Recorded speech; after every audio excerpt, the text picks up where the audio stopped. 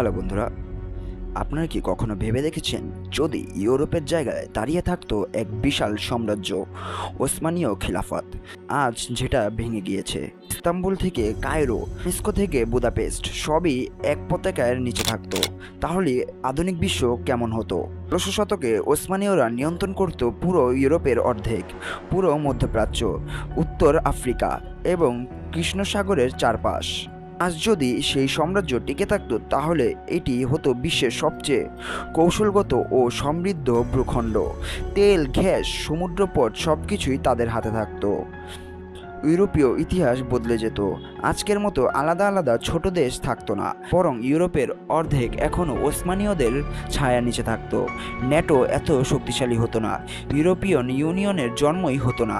আধুনিক বিশ্বের রাজনীতির মেরুদণ্ড হতো একটি প্রশ্ন, সেটি হচ্ছে ওসমানীয় সাম্রাজ্য বনাম পশ্চিমা। সবচেয়ে বড় পরিবর্তন ঘটত মধ্যপ্রাচ্যে।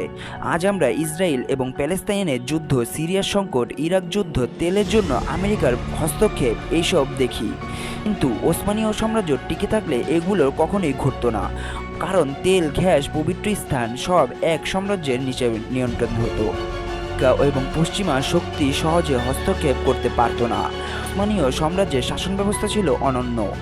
তারা ইসলামকে কেন্দ্র করে শাসন করলেও খ্রিস্টান ও ইহুদিদের মিল্লত সিস্টেম এর মধ্যে ধর্মীয় স্বাধীনতা দিত। আজ তারা টিকে থাকতো তাহলে ইউরোপ খ্রিস্টান ধর্ম একক আধিপত্য হারাতো। আন্তর্জাতিক রাজনীতিতে ইসলাম সবচেয়ে বড় শক্তি হয়ে উঠত। অর্থনীতির মেরুদণ্ড হতো ইস্তাম্বুল, কায়রো আর বাগদাদ। আমেরিকার ডলার নয়, বরং ওসমানীয় দিনার হতো বিশ্বের মুদ্রা।